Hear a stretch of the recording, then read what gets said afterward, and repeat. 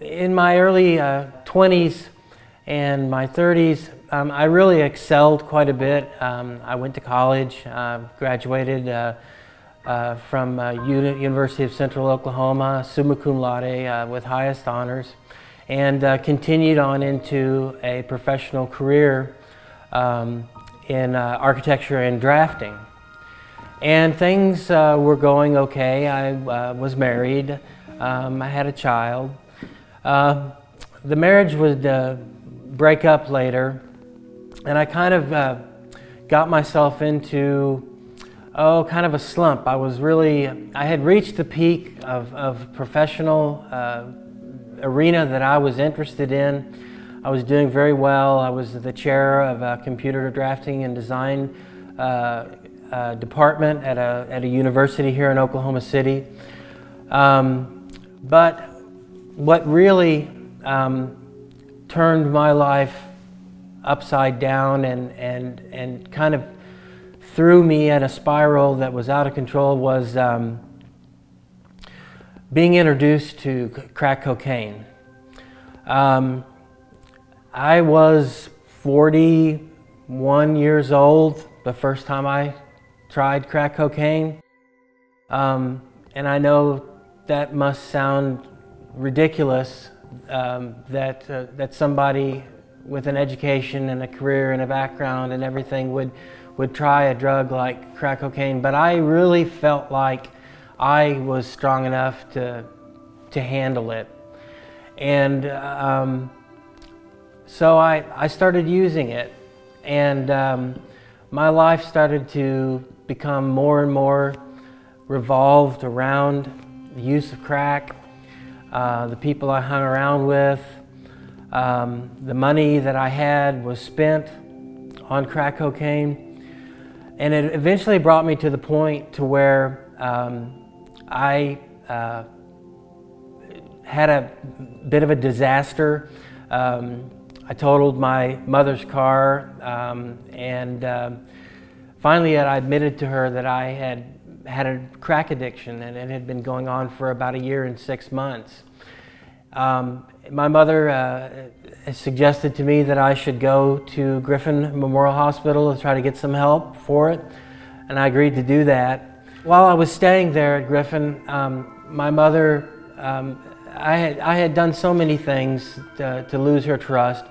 She really did not want me to come back to the house, and I didn't know where I was going to go. And the social worker, I was getting close to being released. I was in Griffin for about 10 days. I was getting close to being released, and I didn't really have any place to go. I didn't have a car. And so a social worker suggested the Jesus House. From what I had seen and read about the Jesus House, they did talk about recovery, and I knew that that's something that I needed to have, was some sort of recovery, because crack had such a hold on me. And it had become my whole life, and I had done everything I could do to get it, and I needed some place to where I could break free from it. And I'll never forget it.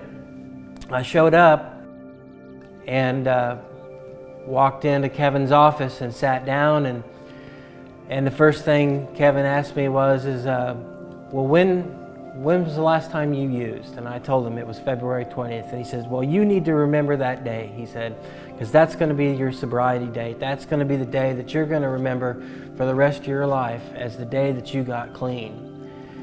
And I thought, okay, all right, fine, February 20th, I'll remember it. Ironically, it is at the time of this filming, February 16th. In 4 days, I will have 1 year clean and sober. So he was right. It really is probably the most important date in my later adult life. A year ago when I was using, when I would wake up, the first thing I would think is, oh my God, I'm so depressed, and how am I going to get my drugs today? And then my whole day was just obsessively consumed with the drug. Being free of that and being free of the mental obsession. I love mornings. When I wake up in the morning now, I have a feeling of anticipation for what the day is going to hold. I'm not a slave to any substance. I don't have to go and acquire money to buy a drug. All I have to do is get up, get dressed, go to work, enjoy my work. I know that there are a lot of people who support the Jesus House, and I don't think very many of us know who they are, because they do it out of love and compassion. To those people who really make this place exist, I want to tell you that you saved a life. You saved my life. You saved my daughter's father. You saved my mother's son. And what you're doing just cannot be thanked. There's no way to thank for it. I believe that your thanks will come and your reward with God. But thank you. Thank you very much.